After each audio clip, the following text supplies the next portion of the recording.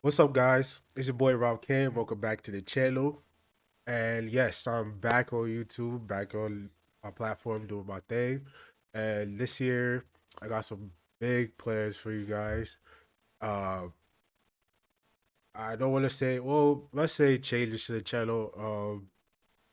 The direction, well, let me start by saying this. Happy New Year's to everybody. Hope you all are doing well. Hope you guys are had an amazing last year. To have a great New Year, whenever you celebrate it, whether it's January, it's spring, whenever you celebrate New Year's.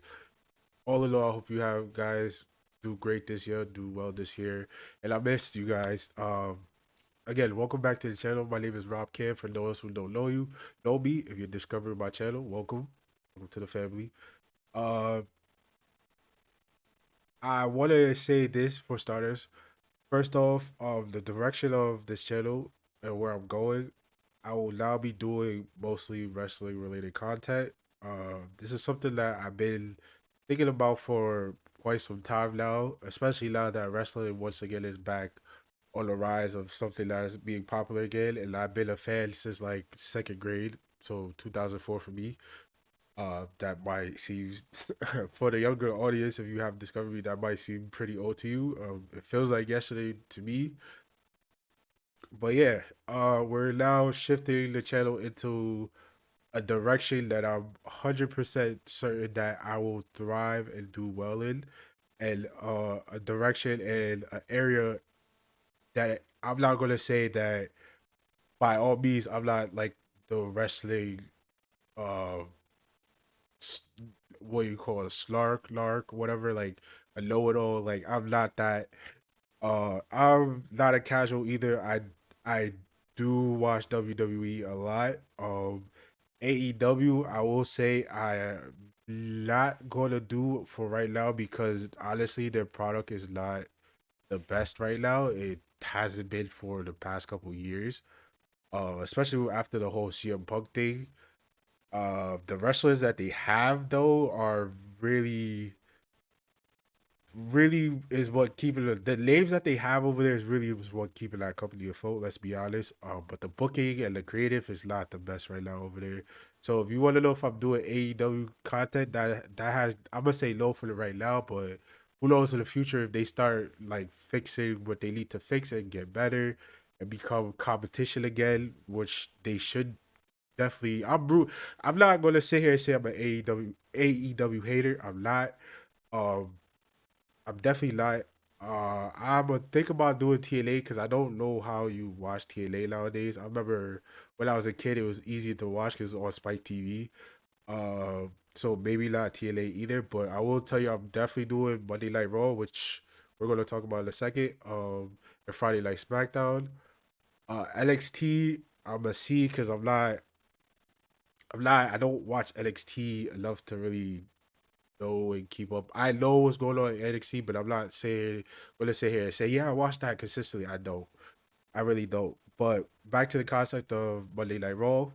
So going forward, I would like to do a Monday Night Raw review. I want to try to do it at least if I can. Well, I would try to do if I could do a review. I want to do it. I would say at least the next day because I do have a full time job that I have to get up and go to in the morning. So depending on what time Raw ends, not as on Netflix because uh even the debut episode. Sorry, I thought I saw something around. Anyway, even on the debut episode, it did end at 11, and I do have to be up pretty early for work. And last night, it did end around like 10:30 ish. And I took off because yesterday was my birthday, which is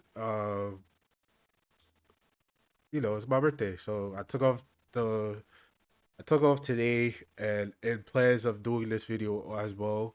Uh but going forward, if I can't do it the next day, then I will definitely do it this Saturday after Friday Night SmackDown.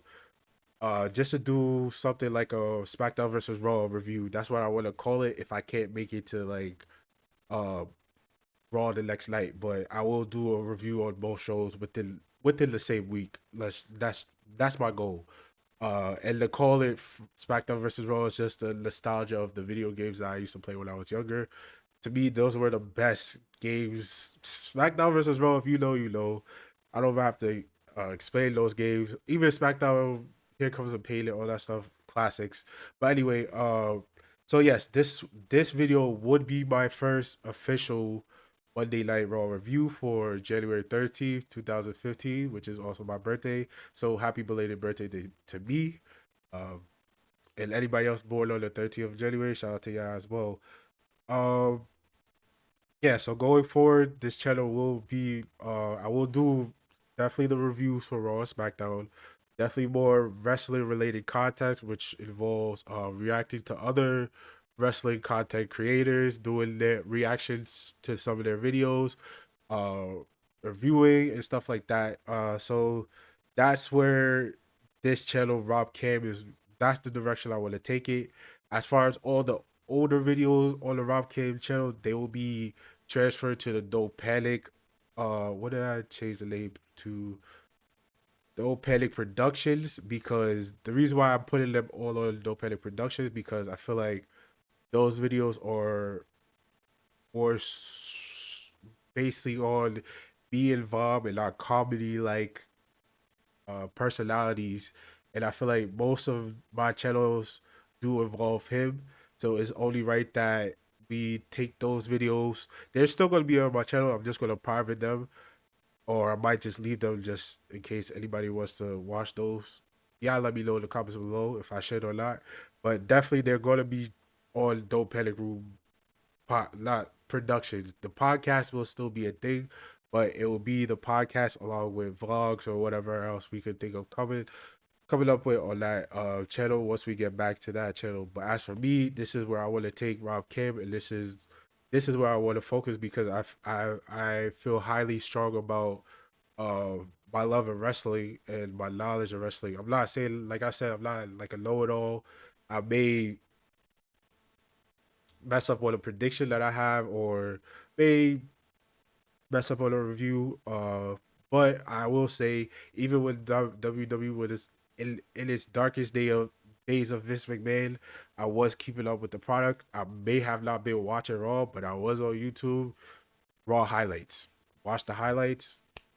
Everything I need to know every week. SmackDown highlights. It may have not been the greatest of periods of Vince in charge, but still kept up with the show enough to know what was going on. But anyway, let's get started with the Raw review for January 13th. And starting off, we have CM Punk kicking off the show. Uh, Punk, shout out to Punk. He puts over the first responders all over the world for helping the LA wildfires this past couple weeks.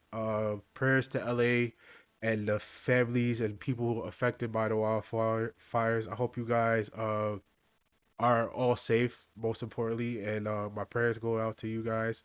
I saw something earlier on Instagram that kind of pissed me off that supposedly Joe Biden, I'm not trying to get into politics, but the fact that he's supposedly giving $770 to relief, that's that's disappointing, man, to even hear that. You think $707 gonna fix people's lives like that? That's not even enough money for what they lost. But anyway, that kind of pissed me off. But I'm trying to be positive because it's just sad to see. But anyway, the crowd cheers. Punk asked the crowd if they watched last week's episode. I definitely did. I just didn't get to do a review because I was in the process of moving, and now I'm in my new spot and everything's set up. So now definitely this week I am able to do so. So Punk notes that he has Rollins no longer on his plate anymore, and his future he did note that his future was in doubt after his injury at last year's Royal Rumble with his torn bicep. He didn't know if he was going to have a future in wrestling or what the future held for him, but he did make a great comeback. He mentioned John Cena, and with that came with him declaring for the Royal Rumble. After he said, "Play my music," Seth Rollins' music hits, and Punk Punk throws a temper tantrum, or he does his usual thing when he hears Seth Rollins. Sorry, I'm a little nervous. Please forgive me. First time doing this, so cut me some slack. Don't cut my ass, but cut my ass. Fuck it. We all here to learn and grow together, and I want y'all to be on this journey with me as I get better at this and more comfortable in front of the camera at doing this, because I'll be honest, last year I wouldn't say I slacked off with YouTube, but I was kind of like focused on like the other aspects of my life that I needed to focus on in order to get back to this point. But anyway, enough about me. Seth Rollins comes out. Rollins says he told Punk that win or loss, he would he would be standing in the ring tonight. And by the way, sorry if my voice sounds a little raspy, a little. If I sound a little stuff, I'm recovering over the flu or a little head cold or whatever's going around in the air right now. If sorry, Rollins says he told Punk win or loss or draw, he would he would be standing in the ring tonight on Raw. If Rollins if Rollins ran away, things got tough. He wouldn't be. Well, I cannot read. He wouldn't be himself. He'd rather be Punk. Punk chuckled and asked if he. Damn. Sorry, a little nervous. Punk chuckled, asked if he'd still be the winner. Rollins says he'd rather be the worst version of himself than any version of Punk. Rollins says he's lost many times in the past, but last week was the worst loss of his career. The only thing the, the only thing Rollins can do is rip away Punk's WrestleMania dreams. Rollins Seth Rollins also declares for the Royal Rumble, which leads to the next man coming out, Drew McIntyre, who says, "What are you guys doing? We have a bigger problem on our hands. Roman Reigns has the Oompa Loompa back, and he's trying to take control of the company and take back his title and take back all the power and hold everything hostage again. And we don't want that. Even though Drew is a heel, he is totally right, and him and Kevin Owens seem to be the two logical people, but are painted as villains in this situation, which we all know. Drew then states that Roman's is the only one that's playing chess, not checkers, and Seth Rollins and CM Punk are the same exact person, which I find hilarious because to me they are. It's when I tell you their careers are mirrored to each other, which I honestly say a little bit. Seth Rollins is a little bit of two people to me. I would say a dash of CM Punk with a dash of like Edge in a way. It's some type of way. It's like it's a mixture of Edge and CM Punk, but it's taken a little bit from both of them. I'm not saying Seth Rollins is like taken from either of them. I feel like their careers kind of mostly Punk's. I would say Edge in a way with the like opportunist style, like his gimmick of the oh my god, I can't talk. This is a sickness and stuff. Forgive me. The ultimate opportunist gimmick that Edge had, I feel like that's like what Seth was in the beginning of his career when he did the WrestleMania heist and whatnot. But over time, you did see a little bit of CM Punk with the Messiah gimmick and stuff like that, and and and now he has shifted into his own. I would say now, Drew, Seth, and Rollins are all arguing. CM Punk says, "My time is up. If you guys want to fight, let's do this." Stuff like, "Oh, you want to go? So let's go." You see Big Brother, Little Brother in the ring about to fight. That's what it looks like between them two. And Drew's like, "Oh, you want to fight?" Acts like he's going down to the ring to fight both of them. Excuse me. Says, "Nope. I'm just here to say I'm in the Royal Rumble so I can stop both you idiots from winning the world title and stop Roman from winning the world title. And I can be world champion again." So that is just an announcement of who will be in the Royal Rumble. So we have so far Roman Reigns, John Cena, CM Punk, LA Knight, Jay Uso, Seth Rollins, I feel like I'm missing one person. Let me check my notes. Just to double check. So Cena, Roman, Punk, LA Knight, Drew, Seth Rollins, and Jay Uso.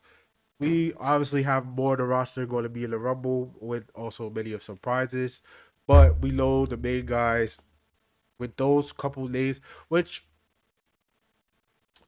funny enough, we're going to get to that because I have now a thought in my head because something was announced earlier in the show of a match for Saturday night main event, which kind of leads me to think we kind of know the results of where that's going for that main event.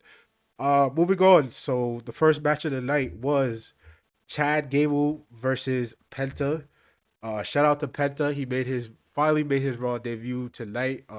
Amazing debut, amazing match by those two. Put on a technical classic. Uh, enough to keep the crowd engaged, to keep people on their feet. Nothing too crazy style of AEW. Not fucking throwing people's bodies at risk every fucking night. Not taking hard bumps every night and stuff like that. But let's get into the details of this match. Penta gets in Gable's face and tries his taunt. His no fear taunt, zero fear. But Gable grabs his hand, of course. Uh, Penta and Gable trade pin attempts, which leads to a stalemate. Gable lands a few strike.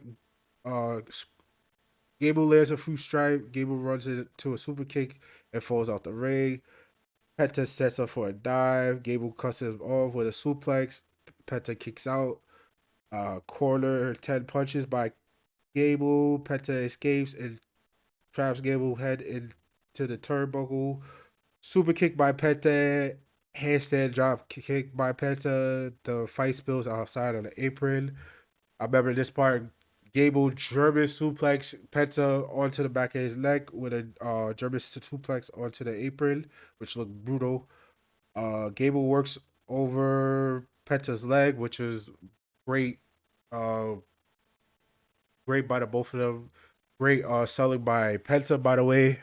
He was selling that leg very, very well throughout the match. Doing his thing, hitting it just to get the feeling back, and still deliver his moves and just put on amazing bigger. Olympic Penta lands a super kick. Penta charges in, gets suplex into the corner. Gable and Penta trade chops. Reverse sling blade. Yes, is it? It was a reverse sling blade. Because I was wondering the way he did the sling blade was almost like you know how Seth and who else does it? Finn Balor does it. Sling blade, and it's more of a like they're grabbing them from the neck portion. He did it almost like a face buster type of style, which I never saw anybody do uh till that moment. That was pretty cool to see the reverse of sling blade. Anyway, Penta back body drops Gable over the top rope. Tope coup de grace. What do you? I don't know. Tupe. I don't. It's not associate. Tupe Gore by Penta. Gable kicks out of Penta's backstabber. Penta kicks out of. Penta kicks Gable's soul out of his body. That's what it says here in the notes. German suplex by Gable. Gable gets up to the top. Penta cuts off Gable. Gable traps Penta in a rope hangman armbreaker. Penta surprises Gable with an in and out Bala. Running Mexican Destroyer, which looked brutal. That shit was fire. Excuse my language. By Penta, Gable kicks out, eats a head kick. Penta plays to the crowd as usual. Uh, I don't think Penta is from where was they San Jose, but you know a lot of Mexican descents are in. Well, we all know American history. California was a Mexican territory at one point in time in world history. So a lot of Mexican descents in the arena tonight. Uh, yes, Penta hits Gable with the Mexican destroyer. Gable kicks out. Gable eats a head kick. Penta plays to the crowd. Penta tries another head kick. Gable counters with a dragon school. That was a great counter, by the way, and it looked like damn, like he snapped almost snapped his damn leg. And then Gable does try to go for an ankle launch, when Petra did reverse into what he called a sacrifice arm breaker, which did look that looked fucking nasty. Gable screams in pain, and Penta hits him with a Penta driver for the win in his Netflix debut and his Monday Night Raw debut. That was a great match. Commentary did a great job putting over Pentagon. Both men. I hope going forward we do see Chad Gable get over as a heel. Like he needs definitely more wins underneath his belt if he is going to SmackDown, which I hear a lot of people saying that is the plan, which I do think is needed for him to a nice change of scenery. It's definitely needed for him. I'm trying. I don't know how long this transfer window. I should look it up. If anybody knows in the comments, please let me know of how long this transfer window is. I don't know exactly how long they do plan on doing it. If you ask me, I thought it was going to end of the night of the Netflix debut, but apparently it's still going on. But anyway, match was that was a good debut match, a good bad class technical classic by two world class before wrestlers by Penta and Chad Gable. Of course, Chad is baby Kurt Angle, baby Kurt Angle, baby Perk Angle. You know that's Kurt Angle Jr. for no to a T. That's why I really am heavy on Chad Gable winning some type of singles championship this way. Even if it's a mid card, just please let's get this man rolling so he can work up to be a world champion, please. Because I can see Gable holding that world championship. I see him being a world champion in the next couple of years, if you ask me. After that, we had a backstage segment with the Judgment Day as Finn Balor was getting ready for his match with Damian Priest, which was the main event. We get into that a little bit later. He is talking to JD and Carlito backstage. Liv walks in, saying, "Are you guys talking about me?" And he's like sarcastically, like, "No, we're not talking about you. Can I say this one thing? I'm sorry if I saw things. Like I've seen Liv Morgan from Riot Squad to now. I want to say this. I definitely want to give her flowers because a lot of people I feel like hate on her as a performer in the ring. I seen her from when she first started to now. You have to stop being so hard on her. She has improved tremendously. Like, you have to give credit when credit is due to people. Hold on one second. I forgot to. I keep doing this. That's when you're in the zone. I keep forgetting to put on a little background music. But yeah, we have to give Liv Morgan her flowers. She's definitely improved as an in ring performer. I've the only gripe about her finishing move is just the only person I see to sell that shit good enough to where it looked devastating was Rhea. And that was one time she did that shit so perfectly. I forgot, I think it was at SummerSlam.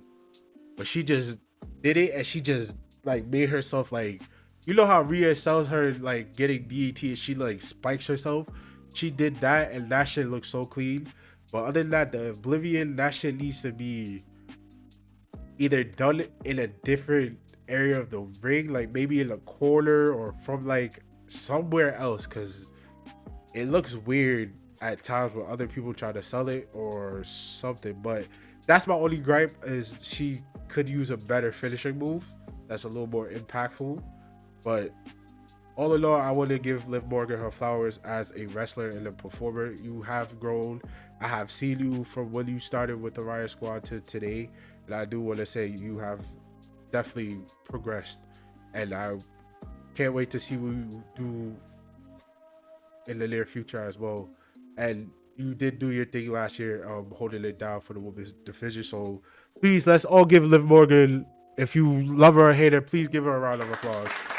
Because I see a lot of hate on her. I don't know why. And honestly, she's so fire. Oh my gosh. She's like, I remember when she first started, I was like, she's alright. Now it's like, damn. let me stop being thirsty. Anyway, they're all backstage. You know, her and JD's got this weird leader beef of no, I'm the leader, but they won't say it. But they got this little beef that they got going, which is gonna cause the Judgment Day to implode. And people are gonna start picking sides. We all know who JD's going with. He's going with his longtime friend. We know who's down going with because he's going with the ladies. He's the ladies' man, as they like to call him. And we know who Carlito's going with. He go with Raquel because he got a crush on her. But you know, Dom tries to apologize to Liv by bringing her flowers. Liv says she's not mad at him. And then she just commands him to go get the bags from the car for her and Raquel and make sure the ride is ready at the end of the night and whatnot. Basically, go be her lackey and go kiss ass to make up to her. Shit, you better do more than kiss ass, my guy. Even though it's just entertainment, but I would not want that woman to be mad at me. Anyway, moving on to the second match of the night. Sheamus versus Ludwig Kaiser. Sheamus versus Ludwig Kaiser was just another classic match between the two of them. Just a brawl. Any Sheamus match is always going to be a banger, but it's always going to be a slugfest, a brawl, just hard hitting, just look like somebody's going to lose their teeth. Just the way Sheamus just hits a running pump knee or the bro kick, or when Ludwig does his run around drop kick into it looked like when he hit that, it looked like he hit like used the chair and hit Sheamus with the chair. I don't know if he connected with the chair or Sheamus, but it looked like he just hit the chair and the chair just hit Sheamus at that shit looked crazy. But Sheamus is overall the notes here. Sorry, I got my notes here. The fight feels outside the ring. Sheamus continues. I don't know why the notes here is so vague. But basically, to sum up, Sheamus, another slugger fest between Ludwig, nothing, and Sheamus, nothing we haven't seen before in the past.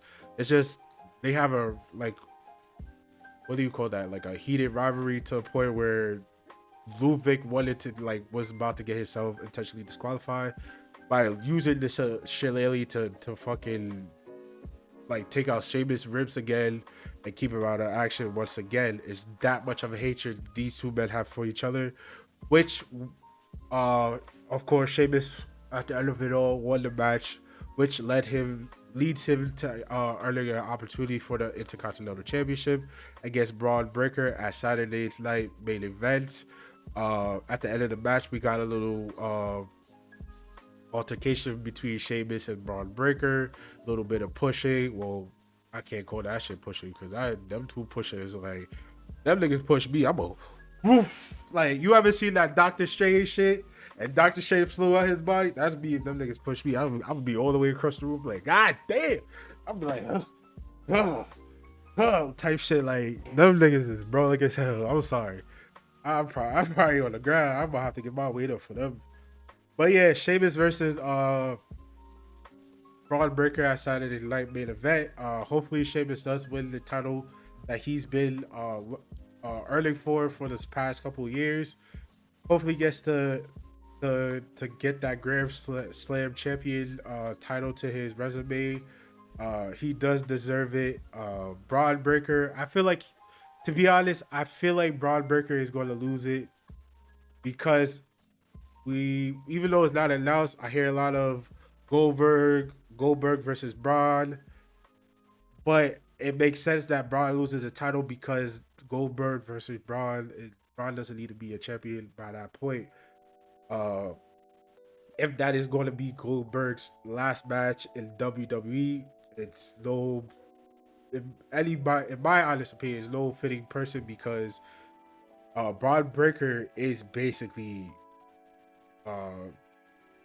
a little bit of Goldberg, a little bit of his dad and his uncle, just a little bit of those three pieces into his character, into his intensity. So for Braun Breaker to be Goldberg's last match in the WWE, it's it's right. It's just right and it fits.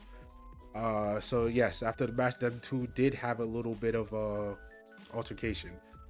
Moving on, Seth Rollins and Sami Zayn backstage moment, where basically Sami Zayn say Steph, hey, are you all right?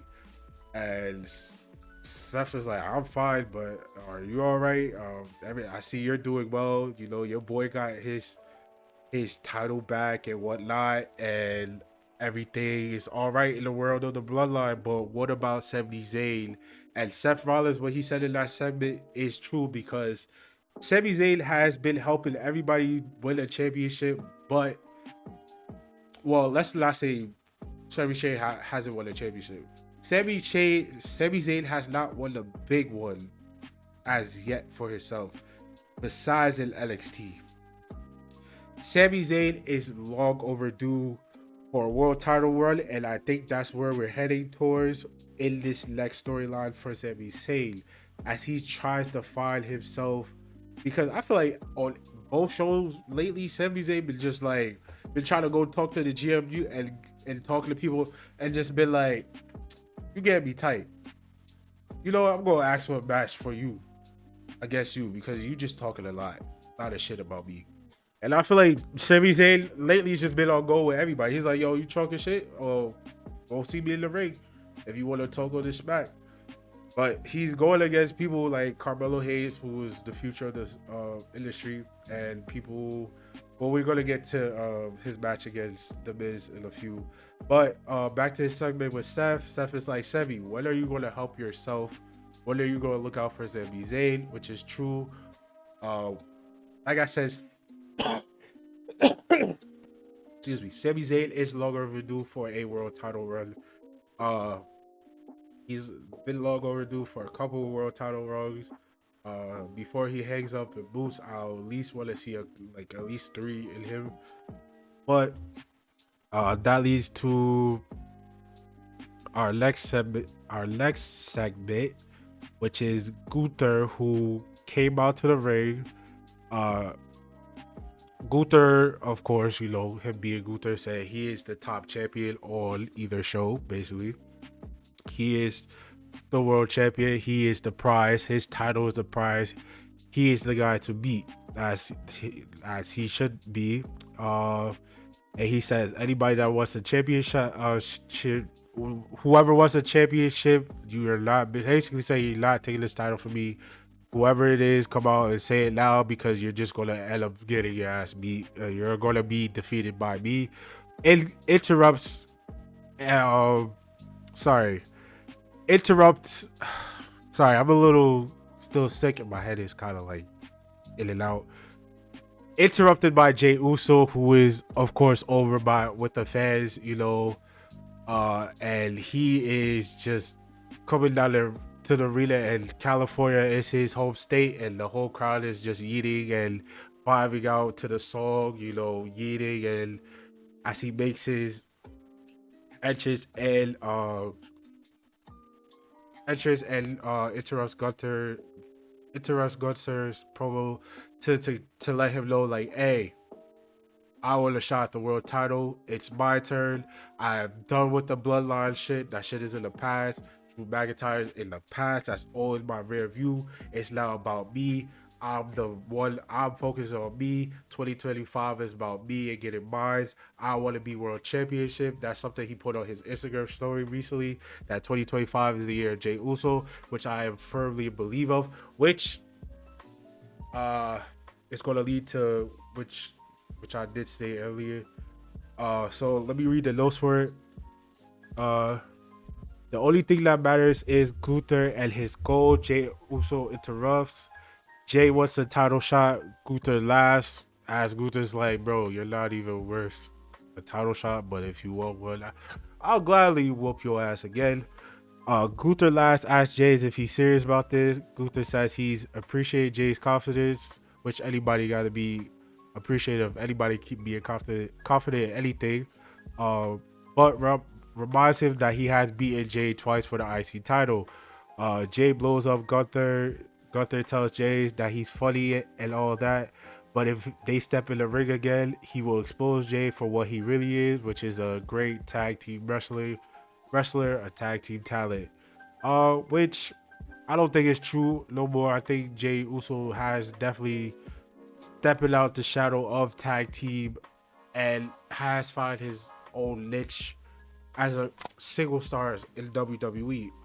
Uh all right. Sorry. Da da da. Jay tells the funny if they step in the ring again, he was full for be a tag team wrestler. Gunther walks away. Gunther walks off. Tell Jay's Gunther he's going to beat him at Saturday night. Jay tells Gunther that he will defeat him at Saturday night's main event, which, like I said earlier, with Jay being announced to be in the Royal Rumble, which I believe Saturday night's main event is January 27th, and the Royal Rumble this year is in February. If Jay Uso's announced for the Royal Rumble, you're kind of letting it be known that he's not gonna win that Saturday night main event. That's kind of the little plot hole that they kind of didn't see there that I kind of see right now. If you're saying the man is gonna be in the Royal Rumble, but he's gonna be at Saturday night main event, obviously he's gonna lose. How he's gonna lose? To be on me, he might lose clean. Who knows? The bloodline might get involved again. Hopefully not, because that shit needs to be over and done with. Uh, but we will see when that time comes. Next match, we have the finals for the WWE Women's Intercontinental Championship between Lyra Valkyrie and Dakota Kai. Uh, that match to me, that was a good match. Sorry, what's that? It's there's some type of flu going around. It's something. But like I said, that match was a great match in my opinion.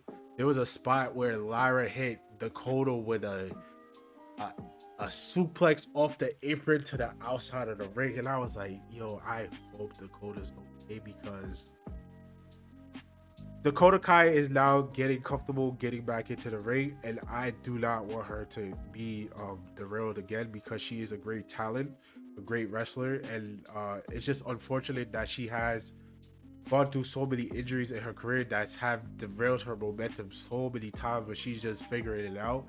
And like I said, both women put on a great show. That was a great match, if you ask me.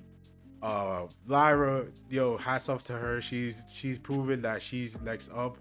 Uh, I understand why they went with Lyra because we all know where they going. Becky versus Lyra at some point. I don't know if they're gonna do that at WrestleMania or Rumble, but we're definitely getting that at some point in time. We just don't know when yet. Yeah, for the IC title, and we know Becky's gonna win that title. Just to give the title a little bit of prestige rub to it, let it feel like more important. I think they should have did the same thing with the US title if they were to put Charlotte Flair, because I was hearing Charlotte was going to come back, something around that. By the way, I do want to say this before I continue. Shout out to JD from New York. You watching your video, sir. And shout out to everybody in the IWC community, but shout out to JD for why, because you have been an inspiration to me to want to spread my wrestling views and knowledge to the internet and to the world.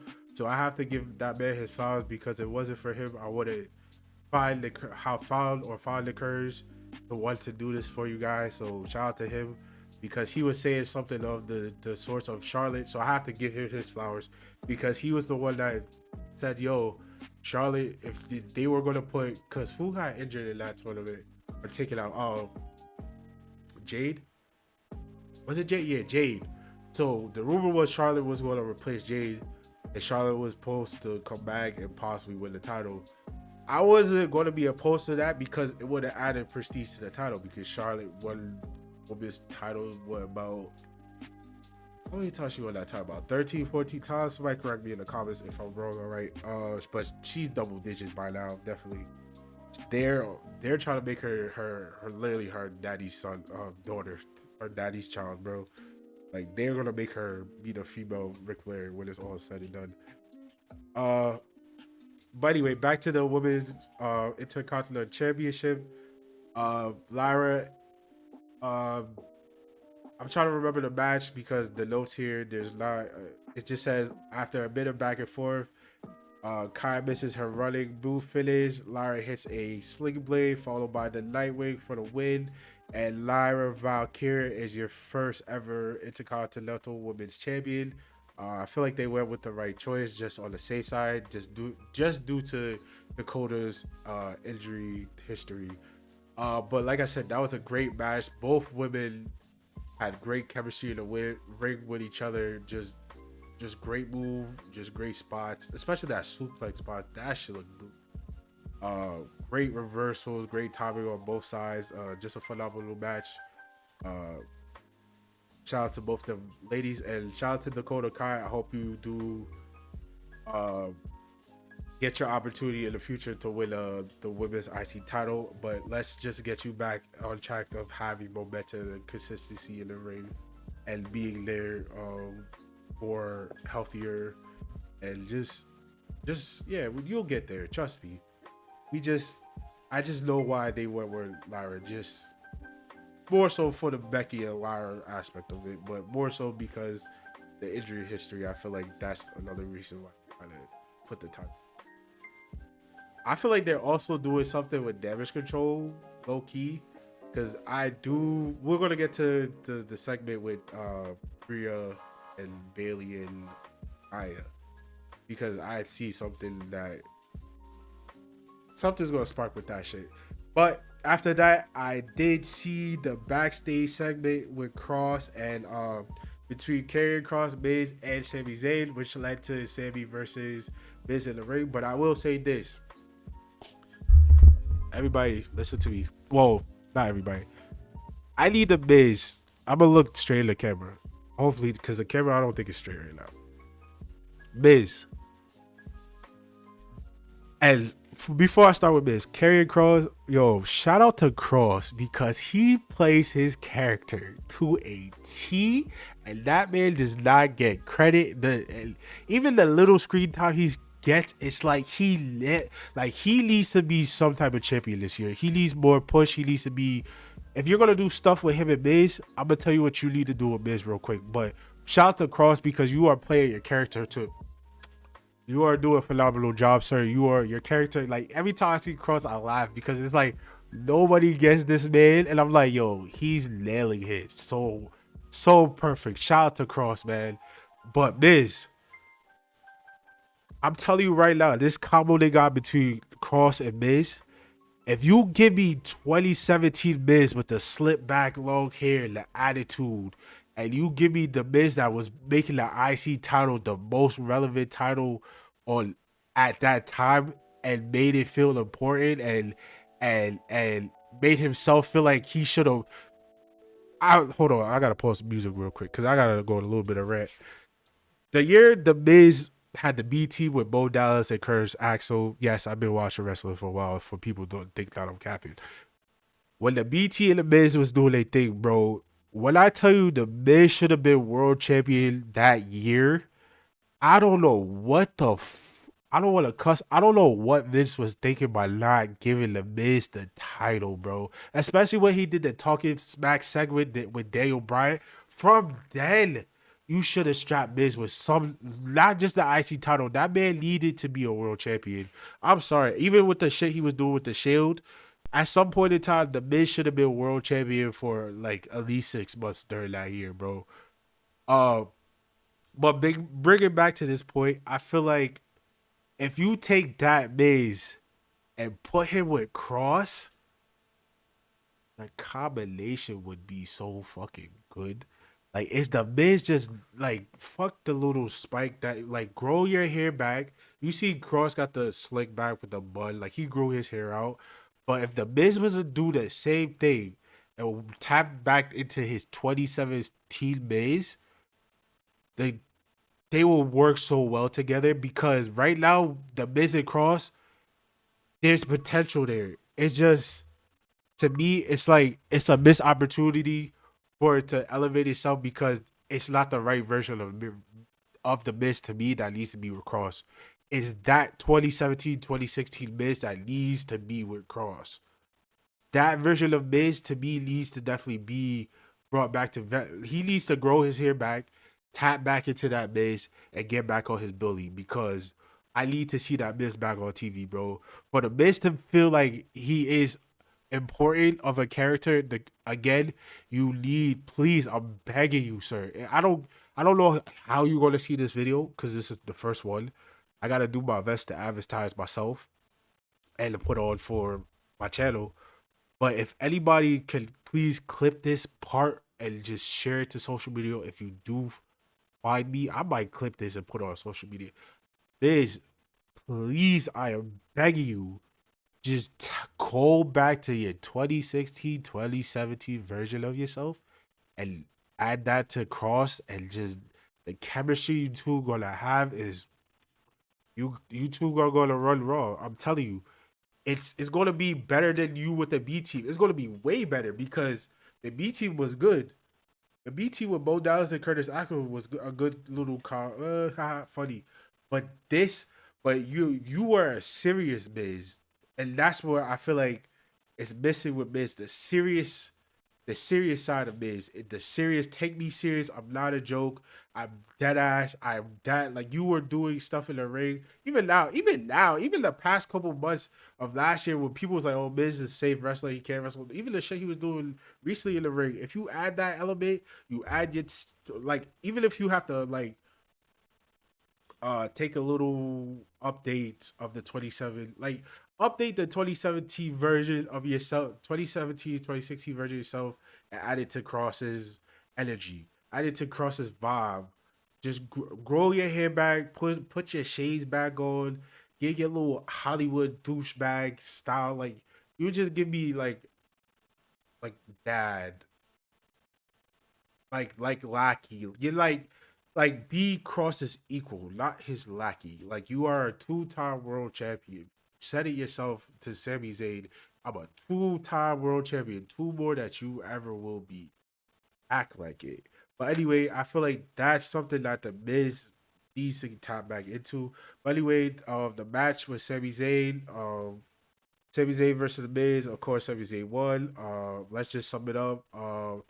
Let's read the notes. Miz takes control earlier. Sami Zayn fire ups, hits a Holuva case, followed by a followed by the Blue Thunder Bomb. And this is why I don't know why a lot of people. I see why some people hate JD because of some shit he says. But at the end of the day, you gotta respect JD because he is who he is. I'm not trying to dick ride the man, but he literally, I watch his videos and he literally said if Sami Zayn needs to hit the Helluva kick as a setup into the Blue Thunder Bomb, and literally he just did that tonight, and I'm like, you cannot tell me nobody in WWE is not listening to this man because I have yet to see that until the man said it, and Sami Zayn literally that you cannot tell me. We all know the wrestlers don't listen to him because he got blocked by a lot of wrestlers. A lot of wrestlers block him. A lot of wrestlers follow him. So he does have a voice in the wrestling community. So seeing Sami Zayn do exactly what was suggested, maybe not just from him. I don't know if other people said it. So let me give whoever, because I heard it from JT first that said it. So if anybody else said that also, shout out to you also. But that, I do like that combination of Sami Zayn using the hula kick as a signature instead of the finisher, and the Blue Thunder Bomb as a finisher. So that actually flows well. So seeing that is transition in real time, that actually should be like something he does going forward, which I hope he does take into consideration because it did look pretty cool to see. Just the flow of the Kuluva kick. You grab him by the arm. If they about to drop, grab the, like, you can even like grab them, lift him up, Blue Thunderball, boom. It could be, sorry. It could be like that. Sorry, I'm too animated. I'm having fun with this now. But even stuff like that, it's like it's very cool to see. let me turn the music back on. Sorry, I had to get a little bit serious on Miz because I'm tired of Miz playing around. Because I see his potential, man. It's just it's annoying that he hasn't like tapped back into 2017 Miz and just gone along with Cross and just been that way. But uh, yeah. So the no say doesn't win. There's a Miz. Shout out to this website because I did write some of the notes, but I couldn't get. I'm not gonna write details for details in the match. I can't do that while trying to watch TV. But shout out to which website? WrestleZone.com for some of these notes helping me out right now. Uh, they gave the match the C. It says does the Miz ever win at this point? What does that say? Standard on I don't know on basically standard unreported TV. So also in the backstage segment we got news that the Wire 6 are moving to SmackDown. Um, I guess just to refresh them. Like I don't know who they would go after. I guess I see them going after the Luke bloodline and Solo getting kicked out the bloodline, and I see them going after the new bloodline, honestly, and having some type of feud with them in the future. But we gotta wait for who's injured. Not Tamatanga. I think Tagaloa is injured right now. I'll be honest, bro. Who was the other? There was somebody else they had supposedly. I saw online that they signed. Like, cause Tagaloa, bro. No offense, I don't know what it is about him in WWE. It's like he's so, I don't know, like him compared to him in New Japan versus him in WWE. It's not the same feeling. I don't know. It's like he's more like how he was when he first was in NXT. Back in the, excuse me, back in the day, it's just generic. Uh, Hopefully he just finds his own, and hopefully they do put a. I don't know if they can use the gorilla, the Destiny name in WWE or want to use it. Either way, they need to like. Tomatonga is. Yeah, he's that guy. I ain't gonna lie, that's my guy. Him and this, like you can tell he's that guy. He's good. I fucks with him. But yeah, I see a little beef with the bloodline, but as far as Cross and Miz, where do we go with them? That's what I'm saying. We need to get. I'm telling you, if we get Miz from 2017 with Karrion Cross, it's going to be a problem because that's what's needed for them, both of them. They need to match each other's energy. They need to feel like they're equals. But anyway, moving on to the next segment. Yeah, Sami Zayn won with the Haluva Kick, followed by the Blue Thunder Bomb for the 1-2-3. Miz, of course, was gonna lose. At this point, Miz is a goddamn driver, which sucks to see because I really do want Miz to get back to that point that he was in 2017. I keep bringing it up because that was the best Miz, and it was just a missed opportunity of him winning. He should really be a 3-time world champ if you really want to talk about it. Like that was just a missed opportunity, maybe 4 if you want to really talk about it.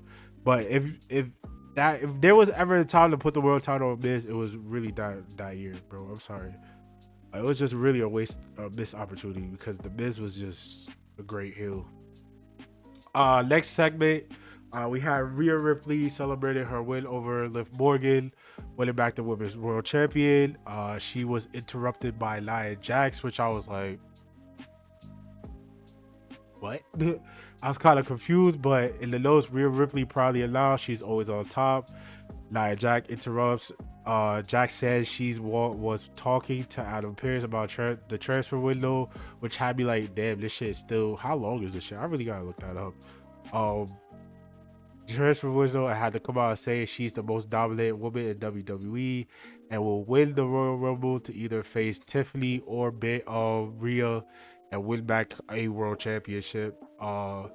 she disrespected the crowd, the San Jose crowd, calling it a dump of a city, this trash city, and antagonizing Bailey, and Bailey then jumps over the barricade and is like, "Yo, I might this might not be my show, but this is my city, and you're not gonna disrespect my city in front of me." And that leads to back and forth. Nia pushes Bailey. Bailey goes flying. BBL Bailey, of course, she called her before she get in the ring. I'm sorry, I'm not trying to point out the obvious. It's the obvious. We know Bailey got and it's not a BBL. We know that's not true. I'm not here to point out like.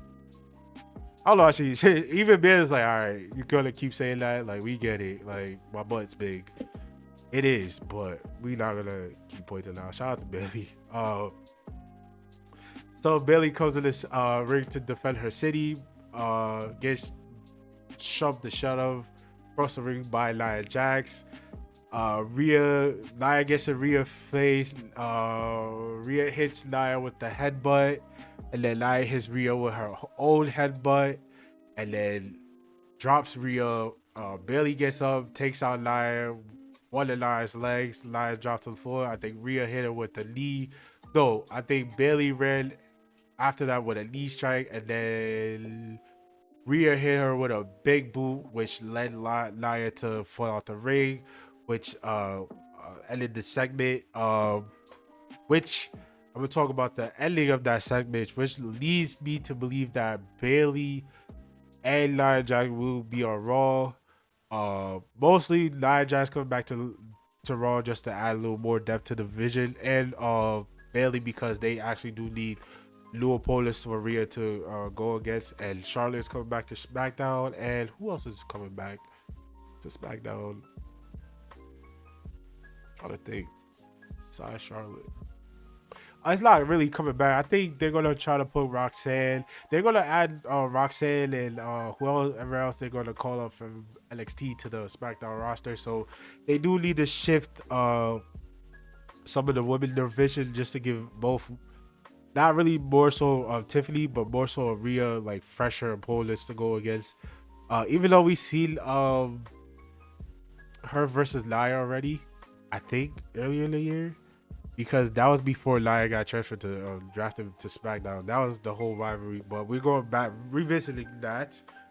But yeah, the ending of that was kind of like Bailey eyeing the world title. If you guys watch Bailey that whole ending portion, Bailey tries to pick up the title and hand it to Rhea. Rhea grabs it, and she's like, Bailey's like, oh, my bad. But as they're staring at each other, Bailey is just looking down, eyeing the title, just eyeing the title as she's holding it. I'm like, yep, this is something they're gonna do in the future. Bailey versus Rhea, which I don't think we ever got, if I'm not mistaken. I can't really remember. I don't remember them ever. I don't know if I'm not gonna say if they ever wrestled, but I don't know if they ever wrestled for the world title, which of course is something that they needed to refresh it up for both sides of the women rosters of both shows. Like I said, they are obviously going to have Charlotte coming back and go after Tiffany, and obviously they're going to add Roxanne Perez to the SmackDown roster, because if you're going to put Nia and Bailey on Raw, and then you got Becky Lynch coming back, she's not going to SmackDown. She's going to face Lyra for the mid-card women's championship, the Intercontinental Championship. So you're gonna need more women to face Rhea, fresher women, and I feel like the Raw roster kind of does need the help, because damn, if you really think about it, who needs more help? SmackDown roster, but you know it's crazy, and the thing, and I'm gonna say the thing I don't get why people hate on sorry, 1 second. I don't get why people don't like the fact that Triple H added two more women's title, because I see what he's doing. It's an investment of the future. If you look at the NXT roster, do you not see the talent that's down there? They're all gonna come up eventually. You got Julia, you got Stephanie Valkyrie, you got Kalani Jordan, you got what's Shorty's name? You got what's that fat shit? The girl that used to be with Mandy Rose. Hopefully Mandy Rose decided to come back in the future. Maybe not. Who knows? Because she was developing herself and she was doing good, but the whole whatever happened to her was unfortunate. Uh, but her other group mates that's down there. You got a lot of women. I forgot this one girl. She reminds me of CM Punk. I forgot her name. She's Braun Breaker's girlfriend. I forgot her name. She just came back. Nope. Well, you do have Jada Parker, Lola Vice. Uh, what is her name? Yeah, I'm drawing a blank. Let me see if I can look up her name. Give me 1 second, guys. Oh,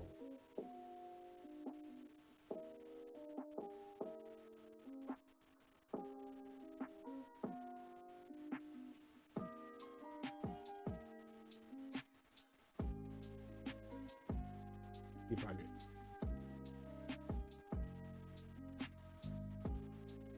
You also have what's her name?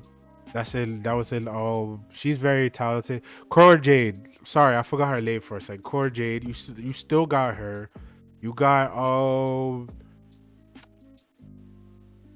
you got Jordan Grace that's going to LFCO. You got Julia. I said her name. You got Jordan Grace that's going to sign. You got Jada Parker. You got JC Jade. You got Izzy. You got so much people that has to develop down there on the women's side, and then you plan on signing more. I look at them adding those titles as an investment to the women's roster because it's gonna grow, and I see it growing because the talent they have at NXT that's gonna come up now on the women's side. Come on, man, and it's gonna continue because they're gonna bring in more people. And then you got Lash Legend, even though Lash Legend to me is basically. I'm not trying to disrespect uh this girl just got 5Gs in the hood of the car. Jade Cargill. Not trying to just disrespect Jade Cargill, but they if they knew Legend was going to be Lash Legend, you basically had Jada Cargill in your performance center before you actually signed Jada Cargill. You just didn't know it. But I feel like they're literally the same thing. Lash, we will see who will be better in the long run. Lash Legend is, I believe, younger. Yeah, she's born the same year as me. She is younger, so we got a lot to see. Damn, Lola Vice is 26. I thought she was like at least like 29, like a couple years older than me. I be looking at people ages like I be feeling like people older than me, and I be looking at myself like I'm still a little ass nigga. I mean, excuse my language, a little ass kid. Um, and then of course you got the few. Oh, Soul Ruka. Sorry, and you got Soul Ruka. I gotta put respect on Soul Ruka. She's amazing. Like I said, you got Stephanie. You got Tia. What's her name? Tia Hale. I don't, bro. I can't. I'll be honest. Theo Haley or Haley, the girl that was in Chase You, you got her too. She's has potential as well. You got a lot of women, and then you got Wendy Cho, uh oh Zara, I believe her name. Also, you got a lot of women down there that's going to eventually come up to the main roster. So what are they going to all do? Fight for two women's world champions? What are they going to do? Fight for the two top titles? Most of the time, where you have a lot of talent. Yes, as the time progresses and they do bring in more talent, and the older step will phase out, as in Becky, Charlotte, and honestly, bro, between me and you guys, I see Mercedes Monet. I think she gonna come back eventually. And when that happens, I think in her third year, her contract, she gotta opt out. She's gonna opt out. And she's coming back. I don't care what nobody says. She's coming back eventually. You cannot tell you Sasha Banks, well, Mercedes Monet, aka Sasha Banks, she's gonna come back. But when that time frame of them phasing out, you're still gonna have a stacked roster. So it's wise for them to invest in the women's division and have these titles. But sorry, I was on my little rant for a minute. But it is wise for them to do that. Uh but yeah, match of the night. Finn Balor versus Damian Priest in the street fight. That was a good one. Those two guys just put on a hatred. I hate you. Let's end this once and for all type of match. Blow off the blow up of the fuse. The final match to blow up the fuse, to blow everything up to end this freaking rivalry that honestly needs to end. Both men need to go. I don't know what they're gonna do with both men. I don't know if they're gonna separate them by brands. Uh, I can imagine Finn is leading more on SmackDown if you ask me, versus Damian going to SmackDown. I feel like Damian would benefit more by staying on Raw, and Finn would benefit more by being on SmackDown and feuding with Cody and stuff like that, and possibly having JD with him, and maybe Carlito if Carlito does decide to go with them. But I do feel like as if excuse me, that's the real route they're gonna end up going. Uh, that match, to read the note, Priest beats Balor with a kendo stick. Well, before that, the Damian Priest, as he makes his entrance, he immediately starts throwing chairs from underneath the ring into the ring, start throwing weapons, everything. He's like, yo, I'm getting this over with. I'm going to whoop his ass. He's getting everything ready. Yo, let's do this. He grabbing every type of weapons, throw it in the ring. We get to the we go to a commercial break. We get back, and Finn Balor is, I think I know Finn Balor did not make his full entrance, and he attacked him from behind 100%. I remember that. So we get back, and to follow the notes, here, Priest beats Balor with a kendo stick. The fight spills outside the ring. Priest drops Balor with a flatliner to the flatliner on the commentary desk, and Priest and Balor trade shots in the crowd, and then they started brawling throughout the arena to the point where they got to the balcony, hitting a set. Priest hit Balor with an insane broken arrow from the top of the balcony onto the table. Both men crashed. Finn laid down like he dead, like sponge. He's not moving. He was not moving for a minute. Priest is moving. Finn is. We come back from commercial break. Finn is on the stretcher. I'm like, damn. My son done already? Priest is in the ring. He's like, nah, fuck all that. Runs off the ramp. Beats up JD Carlito. Takes, mind you, Finn is still on the stretcher.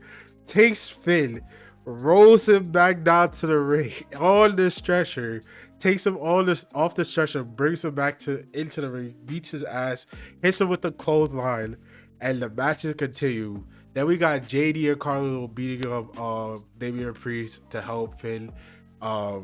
They get Finn back on his feet. Finn takes off, he's selling his leg. He takes off the leg brace, gets to the top rope, hits the coup de grace for a 2 crowd. We know the match wasn't ending like that. War Raiders come out to back up Damian Priest. Carlito, of course, Dom is nowhere to be found because he's over there trying to, do his thing with Liv. You know what I'm saying? Like, not to Dom, because if it was me, I ain't gonna say what I would do with Liv just to make up to her, but hey. I ain't trying to listen. If I bet, honestly, I'm not gonna we can talk about that another time. But anyway, Dom is probably backstage with Liv trying to make up for the whole Rhea situation afterwards. I feel like he wasn't really, like he said, he wasn't trying to do nothing crazy for Rhea. He was just trying to like do a sneak attack basically to help his shorty out. But you know, he's over there trying to apologize for last week and just trying to fake faced. But he's nowhere to be found. War Raiders, JD, and Carlito brawl all the way backstage to where they're out of the situation. So we get back to just Imano be between Priest and Balor.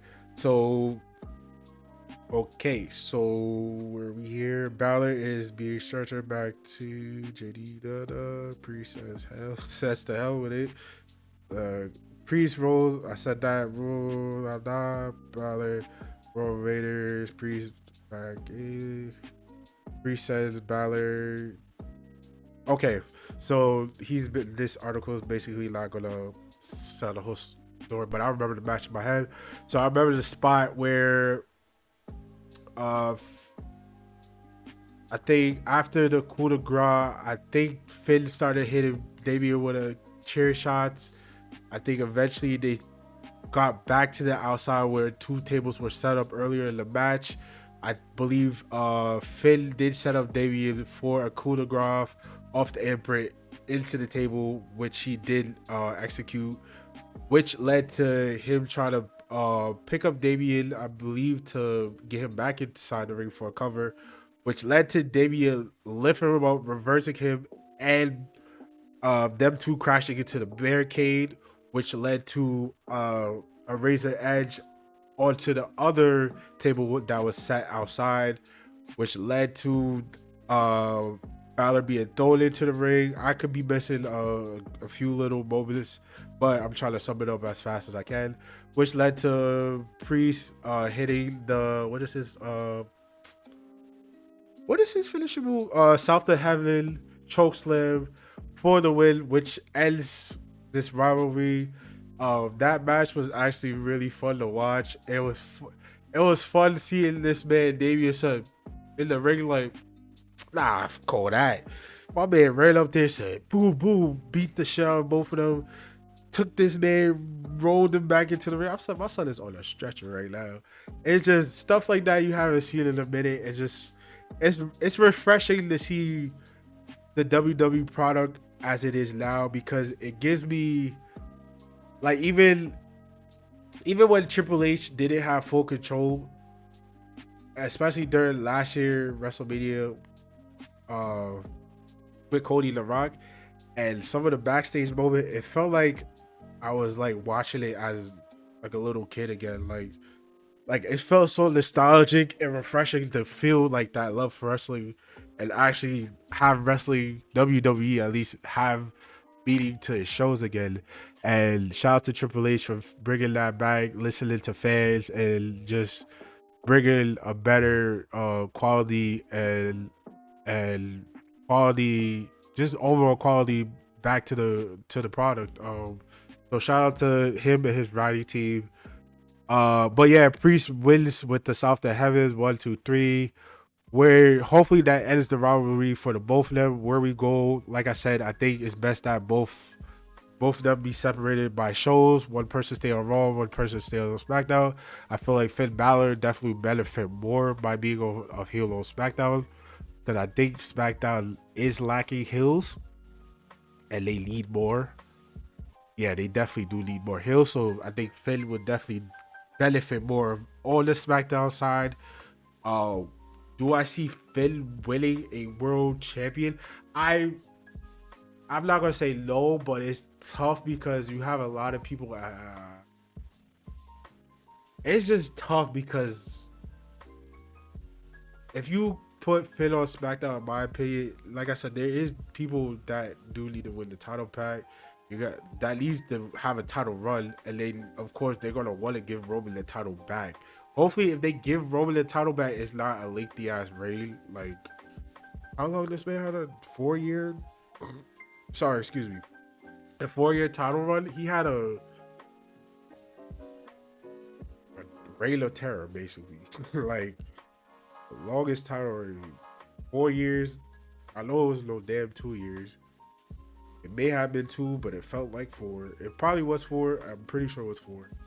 Because it was the universal title to the holding both titles, so it definitely was for about 4 years.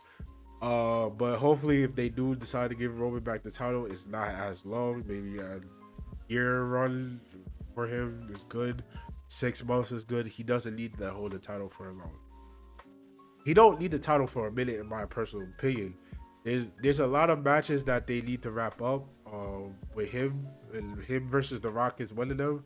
We're gonna talk about that in later videos as I do more reviews and stuff like that.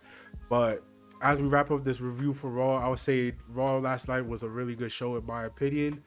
I'm gonna tell you what WrestleZone has the rating. They have it as a B minus. I'll be honest, I give Raw a solid A. And oh, my camera's about to die. Let me hurry up and talk. Uh, I'll switch the batteries just in case. But let me say this: I will say I was not expecting Raw to end at 10. I believe at 10:30 Raw ending.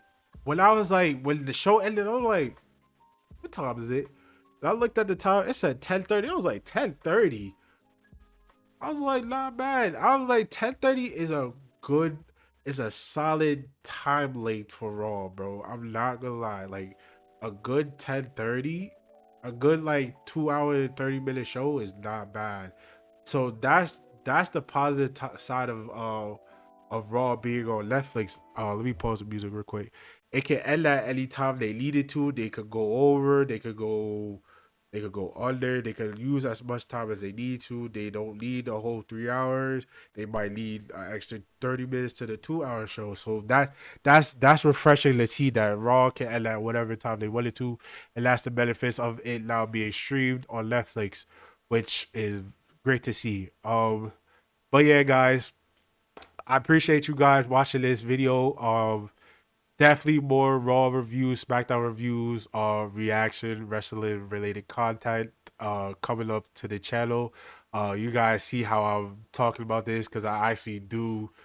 I'm not trying to sound kind. I'm tapped in with this shit, bro. I know I watched this shit. I've been watching this shit since I was in second grade, maybe before first grade, because I started watching SmackDown first before I started watching Raw. I think I watched discovered Raw in third grade because one of my friends at the time asked me about Raw, and I'm like, "What's that?" It's like, "Oh, the other show." I'm like, I never heard of it, but that's another story time or story to tell for one day. Thank you so much for watching this video, guys. If you enjoy this type of content, well, this is what we do going forward. So if you enjoyed this content, please leave a like on the video. Subscribe to the channel somewhere down here below.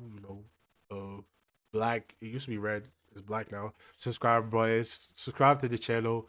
Leave a like. Share to your friends. If you're a wrestling fan, please join the channel because there's a lot more topics, a lot more video reactions coming your way with wrestling related content.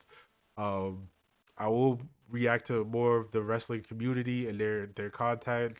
I did have a my last wrestling video was of Plana. Shout out to Plana. I was doing a reaction to one of his videos, so go check that out in the last video. But yes, going forward, this is going to be wrestling based, and I will be definitely talking way more about wrestling. But like I said, if you enjoyed this video, please leave a like, subscribe to the channel, tell a friend and tell a friend and tell a friend. And with that said, guys, hopefully this is the first one. Sorry, it's such not organized all over the place, but it's just one of one. As I get used to it, as I try to find what works, what doesn't work, what needs to work better in my favor, as I'm doing a full time job and trying to do this, I'll figure out a perfect balance to make it all be seamless and flow naturally for you guys. But thank you. Bear with me, first of all, and thank you guys for the support. I appreciate everything. Here's the 2025 because definitely I'm 100% locked in on this one. Uh, like I said, subscribe to the channel, leave a like, and always remember, keep doing your thing, and also make it make sense. Peace.